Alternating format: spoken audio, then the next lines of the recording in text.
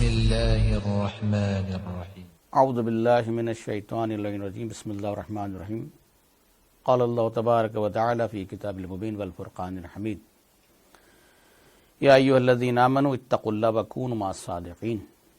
عنوان گفتگو یہ ہے کہ کربلا اور انتظار، یعنی ائمہ اطہار کے ساتھ ہم سفر ہونے کی کیا کیا شرائط ہیں۔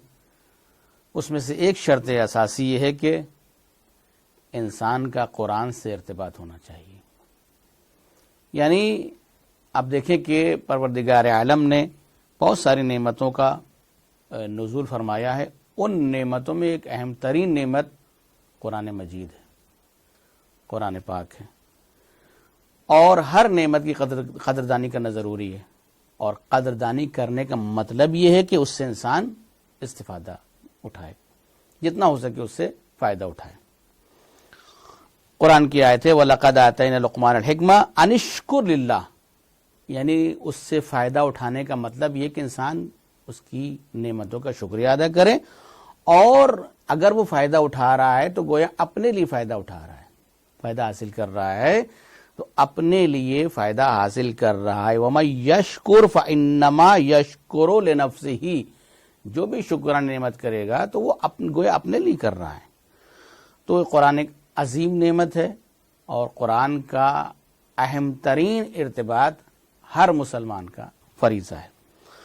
تو اس حوالے سے یہ بات تو طے ہو گئی کہ انسان کو اس عظیم نعمت کی قدردانی کرنا چاہیے۔ اس قدردانی کے حوالے سے انسان، ہر مرد اور ہر عورت کی 3 ذمہ داریاں بنتی ہیں۔ پہلی ذمہ داری یہ بنتی ہے کہ قرآن کو سیکھے، دوسری ذمہ داری یہ بنتی ہے قرآن میں غور و فکر کرے، تیسری ذمہ داری یہ بنتی ہے کہ اس قرآن کی باتوں پر انسان عمل کرے۔ یہ تینوں باتیں قرآن نے خود بیان کی ہیں اپنی آیات میں۔ آیت یہ کہ انسان سیکھے، فَقْرَؤْا مَا تَيَسَّرَ مِنَ الْقُرْآنِ، سورہ مزمل کی آیت ہے فَقْرَؤْا مَا تَيَسَّرَ مِنَ الْقُرْآنِ عَلِمَ أَن سَيَكُونَ مِنكُم مَّرْضَىٰ وَآخَرُونَ يَضْرِبُونَ فِي الْأَرْضِ يَبْتَغُونَ مِن فَضْلِ اللَّهِ وَآخَرُونَ يُقَاتِلُونَ فِي سَبِيلِ اللَّهِ فَقْرَؤْا مَا تَيَسَّرَ مِنْهُ، یعنی پڑھنے کی طرف تاکید ہے خاص طور سے، اور جب تک سیکھے گا نہیں تو پڑھے گا کیسے؟ یعنی ہو سکتا ہے کچھ لوگ مریض ہوں، پڑھو، مریض ہو، کام کر رہے ہو، جنگ پہ جا رہے ہو، جہاں بھی جا رہے ہو، لیکن قرآن کو جتنا ہو سکے پڑھو۔ دوسری ذمہ داری جو انسان کی بنتی ہے وہ یہ ہے کہ انسان قرآن میں غور و فکر کرے، ایسے نہیں پڑھے بلکہ غور و فکر تدبر کے ساتھ پڑھے، تفکر کے ساتھ پڑھے، تو اس میں 4 چاند اور لگ جائیں گے۔ افلا یتدبرون القرآن ام علی قلوب اقفالها، یعنی لوگ قرآن میں کیوں غور و فکر نہیں کرتے ہیں؟ کہ ان کے دلوں پر تالے لگے ہوئے ہیں۔ قرآن میں غور و فکر کرنے کی بھی دعوت ہے۔ تیسری چیز، اب جب انسان پڑھ رہا ہے، غور و فکر کر رہا ہے، تو اس پر عمل کرنا۔ ان ھذا القرآن یہدی للتی هو اقوم ویبشر المؤمنین الذین یعملون الصالحات، یعنی یہ بھی ہے کہ انسان اب عمل صالح انجام دے۔ یہ ہے ارتباط قرآن کے ساتھ۔ امام حسین علیہ السلام نے شب عاشور چند نعمتوں کا شکریہ ادا کیا ہے۔ آپ دیکھیں بہت ساری نعمتوں کا شکریہ ادا کیا شب عاشور، جبکہ روز عاشور سب کے سب شہید ہو جانے والے ہیں، لیکن اس میں بھی امام حسین صلی اللہ علیہ وسلم چند نعمتوں کا جو شکریہ ادا کر رہے ہیں، اس میں قرآن کا بھی شکریہ ادا کر رہے ہیں۔ جملہ امام حسین علیہ السلام کا علمتنا القرآن، پروردگار تو نے ہم کو قرآن کی تعلیم دی ہے۔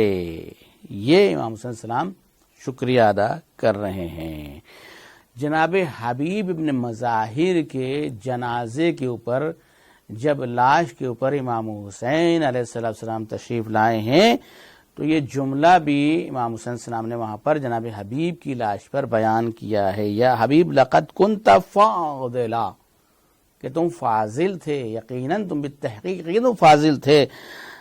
تختم القرآن فی لیلۃ واحدہ، کہ تم ایک رات میں قرآن کو ختم کر دیا کرتے تھے، ایک رات میں تم قرآن کو ختم کیا کرتے تھے۔